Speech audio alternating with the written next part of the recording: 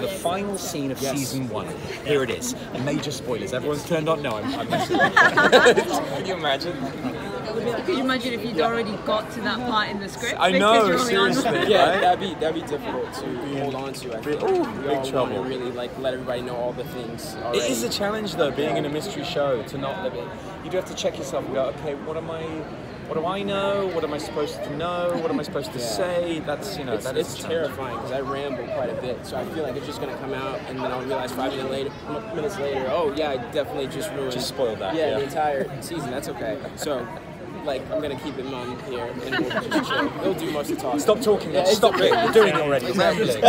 So I do feel like your two characters, we haven't really got to know as much as the family dynamic. Sure. So what can you tease about it? Have you seen episode 3 yet? Not yet. Okay. All right. So there's definitely a bit more, certainly for Benny, in episode 3, and I think you'll see where that's growing, and I think there's, at the moment, certainly in those first 2 episodes, there's this sort of growing level of suspicion about who or what he might be up to, and I think that's mainly because he's a journalist, and I think and a foreigner. And I think and a foreigner, but I think it's one of those things that there is a sort of an inherent mistrust of, we're in a bit of a funny time with the media, and people are like, oh, if he's a journalist, he must be after something.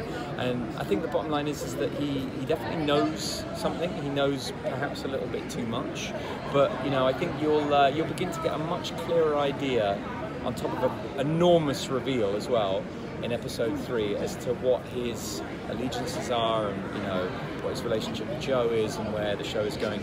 We deliver answers very, very quickly in the show, and I know a lot of shows say that, but once you see episode 3, I think you'll agree. It's, we're not messing around. We want to respect viewers, and we don't want to just draw this mystery out endlessly. We want to give a tight, fast-paced delivery of information. Absolutely, and it doesn't stop. I think 3 really changes the landscape quite a bit in our show, and then every episode after that, it grows and grows and gets bigger, and it's kind of wild, honestly, the pace that we're going at. I think every time we get a new script, we're like, oh, we're doing that already. That was like season 2 in my head, but all right, cool. And it's just really fun to kind of just keep expanding. I think they're just really confident. Our creators, Michelle and Tara, know exactly what they want to do. They're doing it really confidently at an incredible pace. So we're just genuinely excited every time we get a new script, because it's just always incredible, and you can't really believe what we're doing so quickly. And as far as my character, Chris, I think you get to spend a little bit more time with him in 4, actually, after everything changes in 3. And he has some interesting, fun dynamics in there. And also the next few episodes after that, he gets more pulled into the main investigation and the main mystery, and how he reacts to finding out a lot of things that are going on over the course of the season is really interesting, I think. So people are going to be surprised about how he reacts. You did a good job. You didn't spoil it. Thank you. Yeah. I was right on the cusp of going. That was all one breath, too. No, yeah, we're exactly. Good, yeah. Wow. Do you think that's how the mystery genre, especially on network TV, they learned that? You have to start, you can't string a person along, giving them a little bit, but is it the challenge then of, I guess, what do you follow it up with? Sure. I think the intention, certainly from Tara and Michelle, our creators, was they wanted to, right from the get-go, they have an incredibly defined arc, not just for the season but for the show. And I think there is a recognition and a respect for the fact that we're in a very different age of television.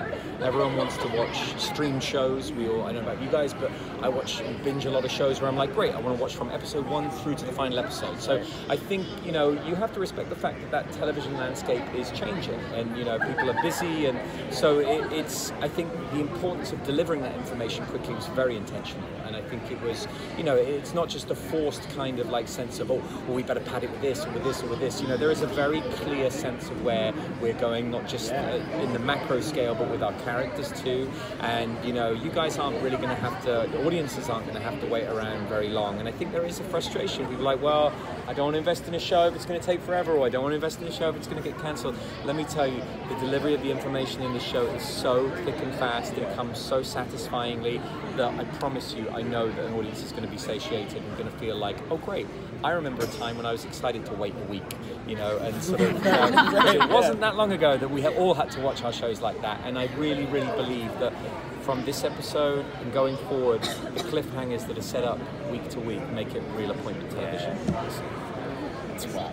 Is it going to be like a pattern, an episode with a big cliffhanger at the end, or are we going to have huge reveals during the episode 2? I think a mixture of both. You know, I think the nature of television, especially network television, is you have to keep an audience coming back for something. So there always has to be that sense of, well, where are we going with that? But you know, as Robert touched on, we've got a wonderful family drama at the centre of this mystery, and I think that's what marks it out from a lot of kind of mystery shows. You know, a lot of unrelatable things happening, and they're set in far off, distant planets, and all the rest of it. This is a show that's happening in a very, very real town with a very real family at the centre of it, and you know, and I love that because it grounds it in such a relatable place. So I think, you know, people. I've never been part of a show where I feel like there's so many different appealing genres.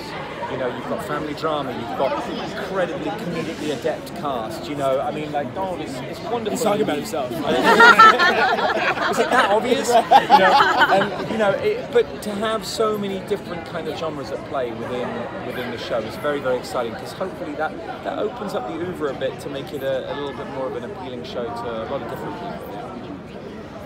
So with this more of the science fiction aspect of the show, and obviously with Piper's character and this group who's hunting her, were you guys surprised, based on the scripts that you've already gotten, where the show is taking that direction? Or was there anything very surprising that you may not be able to spoil? But... Right, that's the tricky part. Well, so the thing about it is I before the season went to visit the writers' room and was just having a conversation with Michelle and Tara, and they started just talking about the overall scope of the show, and I was just like, what word? And they were like, we didn't tell you that already? And I was like, yeah, you did. Go on. What's up? And so they just kind of let me know a lot of what was going on. So I know where things are heading. So as I get each script, what's more so surprising to me is a lot of the character development and how it all kind of moves into those places, those beats that I do know are coming. And I just am so excited about how brilliantly, in my opinion, it's being done. It's really, really just, they're killing the scripts, in my opinion. But yeah, I kind of know a lot of the beats, and I don't know if I was supposed to, but they just kind of like let me know, and I was like, yeah, totally. I know that you told me that already. Go ahead, keep going. They actually sat down with all of us at the start and said, would you prefer to know? We've got a big kind of overarching, or are you one of those actors who maybe doesn't want to know, and then, you know, you can play the kind of like ongoing discovery of it. Right. You know, Which one were you? I didn't get that question. That's what, I think they thought they asked me that, but they didn't. I knew that. They're like, yeah, no, you told me already, but just like, what do you think? I forget, what is it again? And then they just like let me know all the things. I will say this, we've built the opening mythology of the show on Who is Piper. Episode 3, you will have a huge answer to that question. So that is how early we are delivering information. Episode 3. Usually it's 5 or 6. Most people would be like, oh, that's surely going to be the end of season. You know, so that gives you an idea not only of the speed with which we're delivering information, but how much more story there is to come after that too. So I think for those people who are like, oh, it's a mystery kid show, it is so much more than that. You know, there really is just so many. This is just the tip of the iceberg. And that's all I'm going to say before I start. Okay. Thank you. Thank you guys. Thank you. Have a good one.